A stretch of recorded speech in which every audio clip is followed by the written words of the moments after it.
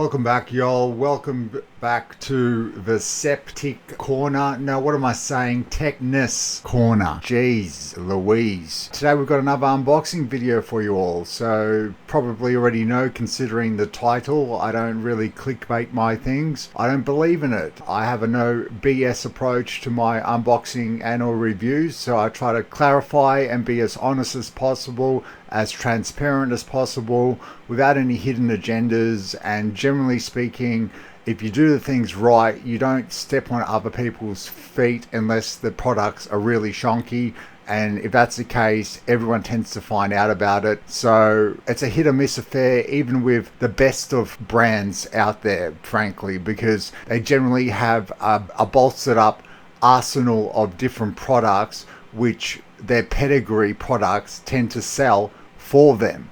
So you have to understand that, you know, where there's quality, there might also be quantity of other items which aren't up to muster. So again, at the Techness Corner, no BS approach. And today we've got over here a box to open. Finally, it's arrived, guys.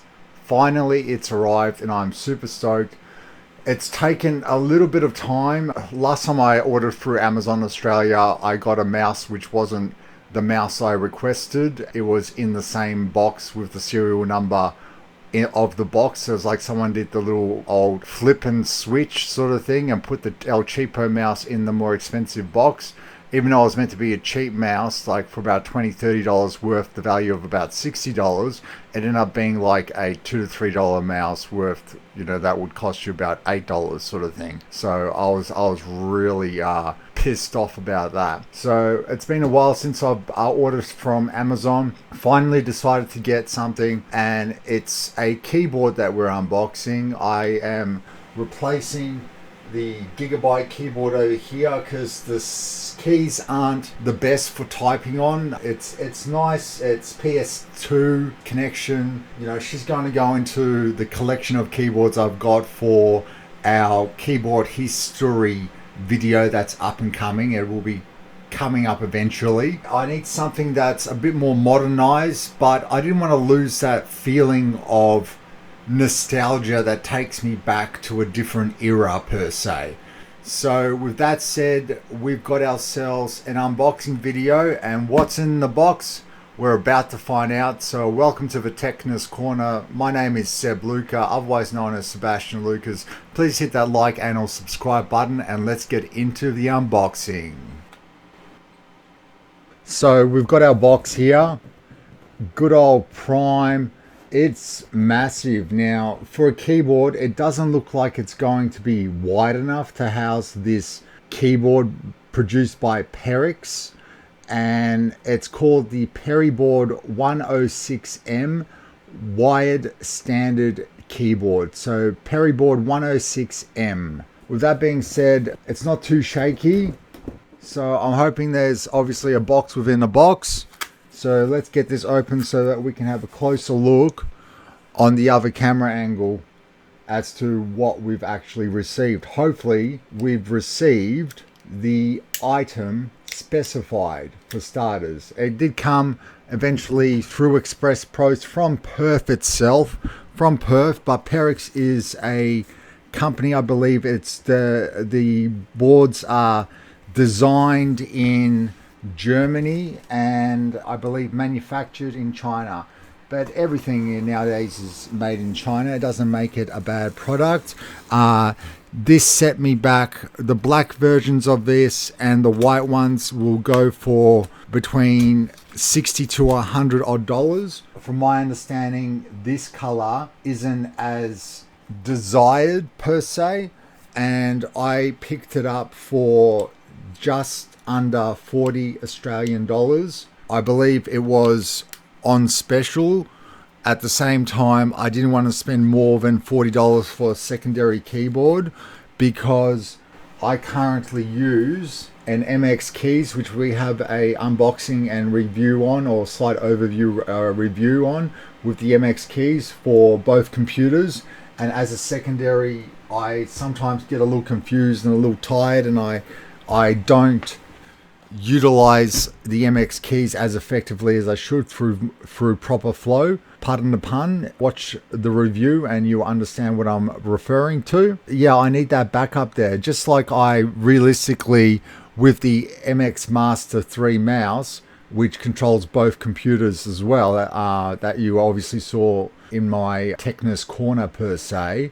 But it's everyone's Techness corner, that's what I hope. It's not just Seb Lucas. By the way, Seb Lucas is my name, Sebastian Lucas, welcome you all. And yeah, I just need something that's not so sticky on some set keys per se. So hopefully it's nothing special. I would have got something of the equivalency just to sum up in general my preferred nature, but that would have set me back $120 odd. I just sold a couple of mechanical keyboards. I couldn't justify now replacing it with something else. There is some vintage keyboards which I'm trying to get my hands on, but that along with a massive learning process of working out how to get an RJ11 connection.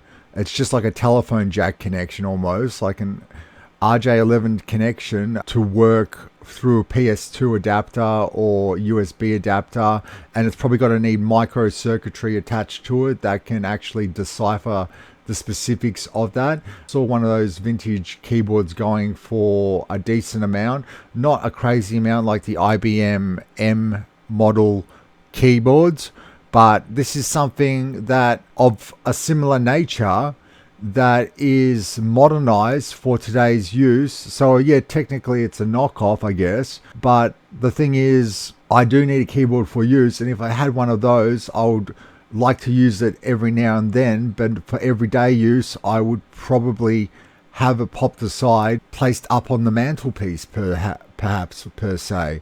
Just like my G15, Logitech G15 keyboard I would have had it not been stolen from me at one stage. Probably would be sitting up there along with a few other items if I have the space, or you know, if they have enough nostalgic aroma, I'd say, in my mindset to have me be happy to have them up there like a child with their soft toys, you know what I mean? So anyway, let's get into the unboxing. Hopefully what is a box within a box out first. And how did it come shipped? Pretty decently on an angle. That's the way you do it. And with a little bit of recycled paper tissue cardboard. So we'll pull it out. She's got a little bit of weight to her. We'll recycle this box. You never know when we'll need another one. And that brings us in a little closer. So we'll start off with the back side. There it is, Perixx PERIBOARD 106M Performance Beige keyboard, guys. So don't start grumbling, okay? Sometimes old is new again, okay? And in this case it is, okay?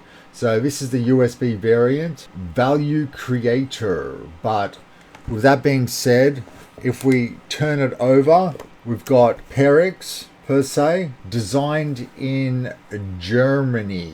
Ooh, those Germans know how to design cars which are really expensive, and then they get knocked off in China, but this was made in China, so who knows, maybe there's some sort of insider trading going on there or something. But with that being said, we'll just have a look at the basics. It seems to say 1.5 meter cable, full size, laser printing 10 million times. So okay, 10 million times. So if we have a closer look over here, you guys can actually see 10 million clicks, I'm guessing. I for some reason believe I read it had 20 million clicks at one stage. Laser printing. Now I believe that is laser edged slash on the numbers themselves, because it's got a printer there. That's a bit odd. I don't think it's a printer. But full size, so yeah, I guess it's going to be full size. And 1.5 meter, it doesn't specify a USB cable, so hopefully it is. It doesn't matter if it isn't, because it's going into a computer that's got a PS2 slot. And it's got the USB 2.0 tick of approval here.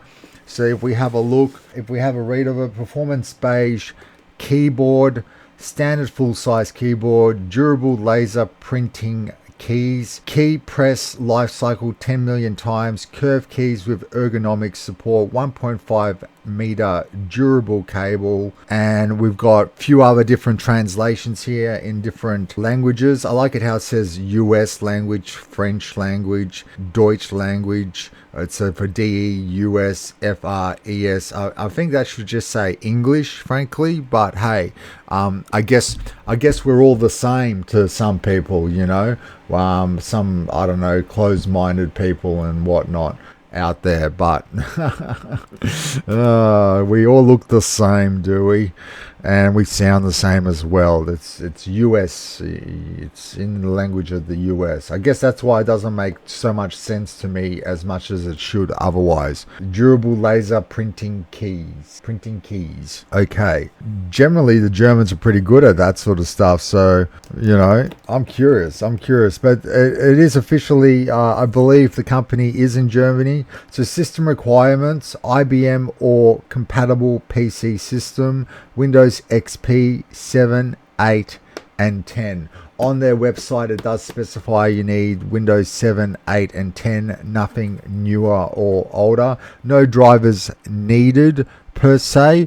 On the side of the box itself, nothing else except the Periboard 106M performance beige keyboard there, and the same on the back side, guys. So with that being said, let us unveil the keyboard. Retro keyboard. If I can work out how to open this.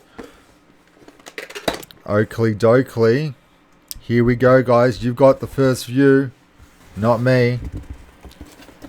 Ooh, and it's actually facing me. After all that hard work to get the camera angle right, it's actually facing me. Would you believe it? Have a look at that. I just want to press a key real quickly. So at first glance, we give it a bit of a smell. It hasn't got that plasticky smell from yesteryear, frankly, and I believe that's because of newer regulations that have been enforced, that the plastics have to be treated in a certain way and not be treated in the way they were back in the day, you know, and that's why we don't get that smell.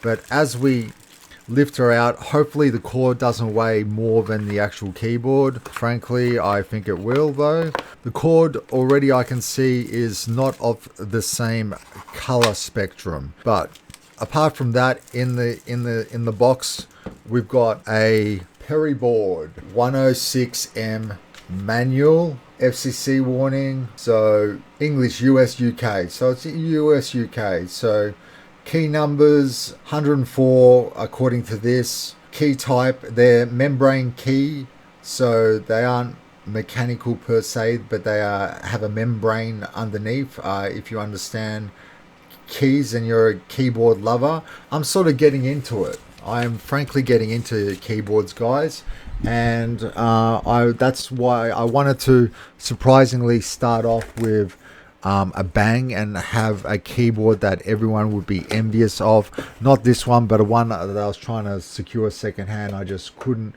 The stars weren't aligning, unfortunately. Never know, one day in the future. Unfortunately, it seems like the equivalence, or the legitimate equivalence, because this looked like first grade knockoff from when knockoffs first began, if you get my drift. But the legitimate equivalence costs like $600, $500, $400, $300 for parts on eBay, sort of, these keyboards. And this fella wanted like about $100 for it, you know. So it's a shame. It's a shame out there. We're going to pop that over there. And then we're going to bring the keyboard into light, and it's just slipped out like it just wants to get its ass out, frankly, very quickly. At first glance, guys, I need to look at it and appreciate it.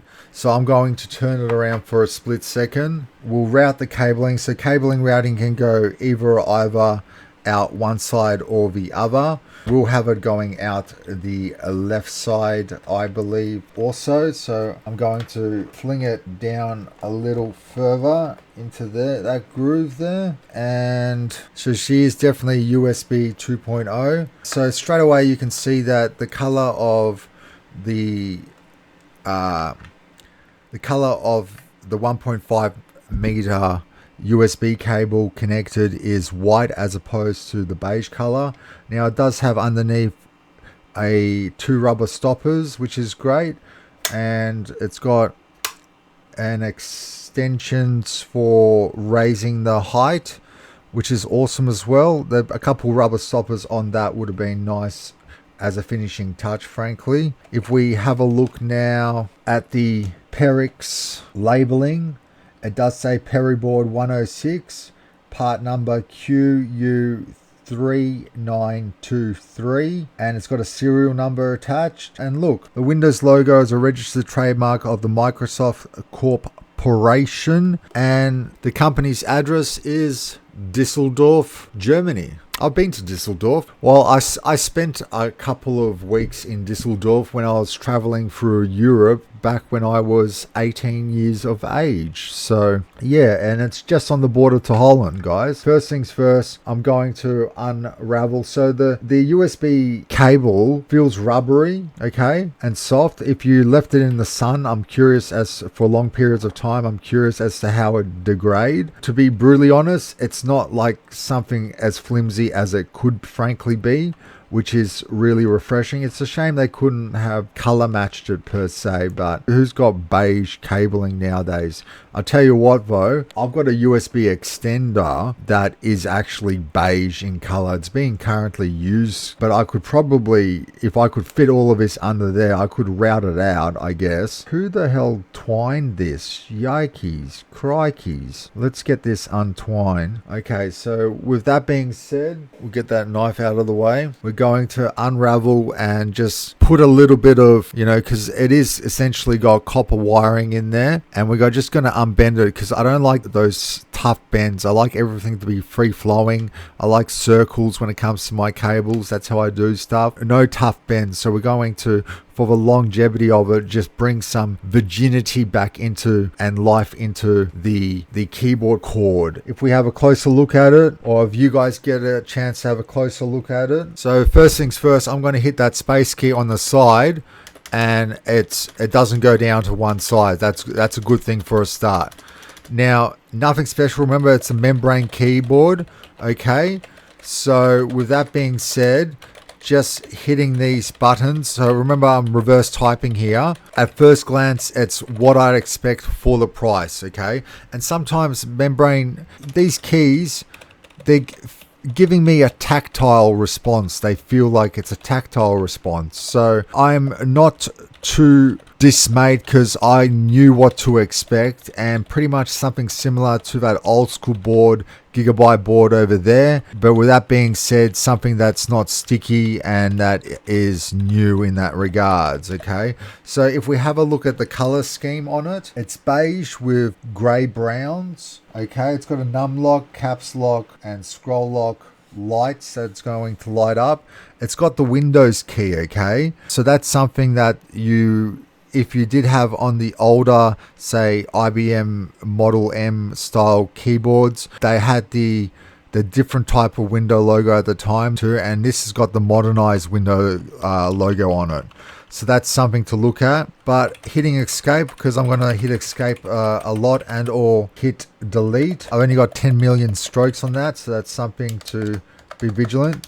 So if you hear that key, that's sort of what I was looking for. So if we turn it around now, it's got a slight accent to it, okay? So it's got a ergonomic curve design to it. Keys with different heights to create a curve that seems comfortable to use for long hours, potentially. If I drop that there just like so, I'm not the most proficient typer in the world per se. I'd have to say that slightly, thank God for the indentations in the keys themselves. Otherwise, I'd say perhaps they're a little too small. As you can see, I'm used to something that's got a little bit of spacing in between. That's why the mechanical keyboards can also be so pricey and expensive, because they give you a different response and a different stroke to them that is like a click. So you have to really press them, but when you do, you get that response.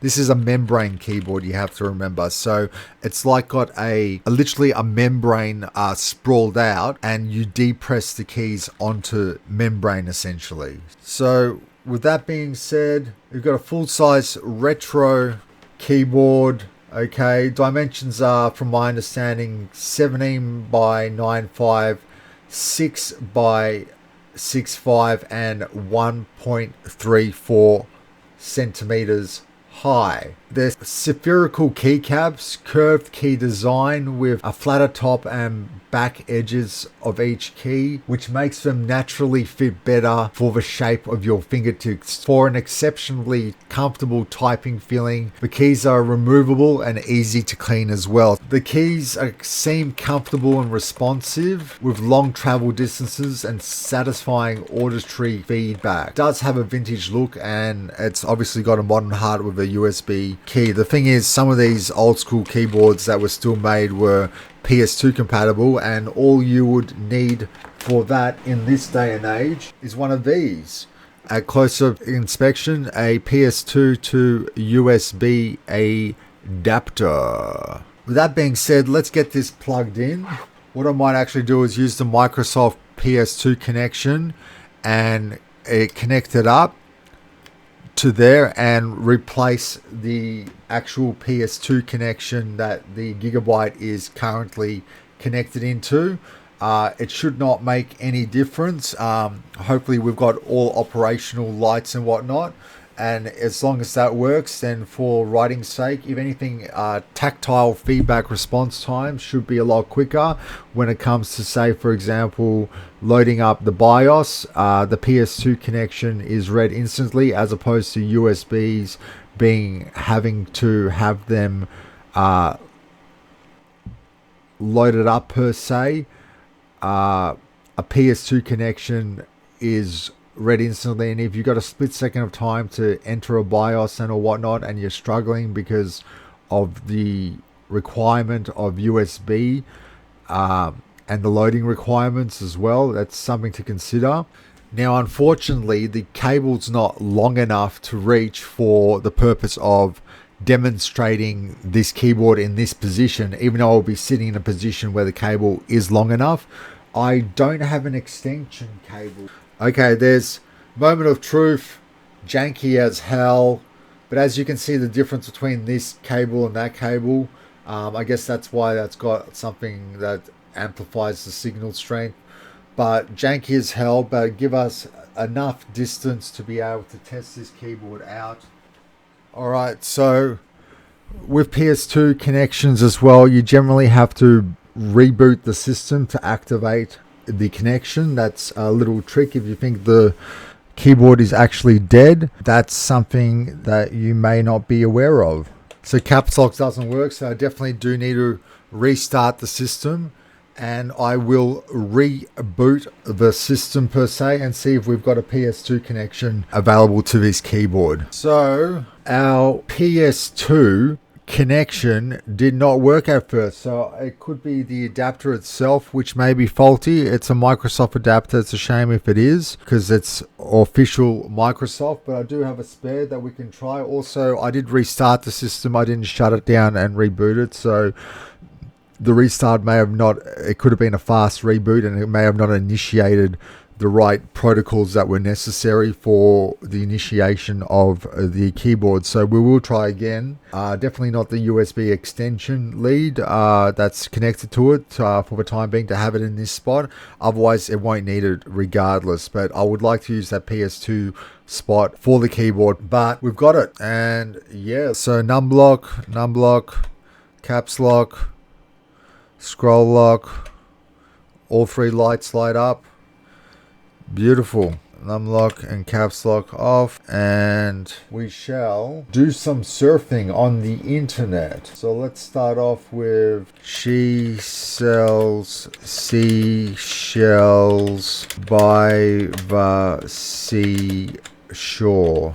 Okay, Mary Anning. Look, it definitely does work. For just under $40, I did not have to pay for postage. Postage was free. I can't complain. I would not spend any more for this per se, but I would definitely value the fact that maybe $20 to $30 you could pick it up somewhere else for, and I could probably get a nice kind fella to give me a Model M keyboard for around that price and value it the same way. Unfortunately, you've got these exorbitant prices for these keyboards nowadays, and that's something that if you're really savvy and you want to contribute to the mess and stop enthusiasts from getting their hands onto things, I guess people who spend that much money on those keyboards would be classified as enthusiasts as well, but you know what I mean. It's like it's not pretty. That's why the GPU market is what it is today. If you want to know more about that, then check out some of my other videos where I analyze the GPU situation in this current day and market, with a video that may seem outdated but is not. It's still relevant, with in unison with Greg Salazar. Otherwise, check out our latest video, also linked below. Considering I'm wearing the same stuff, I've done 2 videos in one today, or at least the very least the recordings, and that's of the 1 year later review of our Corsair Virtuosa RGB wireless SE edition headset. With that being said, people, I'm going to put this in its spot for where it's going to belong from this day forward, up until the time I replace it with an original replica. And my name's Seb Luca. If you've enjoyed this unboxing and or got something out of it that you wouldn't have otherwise from another unboxing video, at the very least hit the like and or subscribe button. If not, for staying this long, you owe me that much. Come on guys, I appreciate all the love. And from the Techness corner, peace out y'all.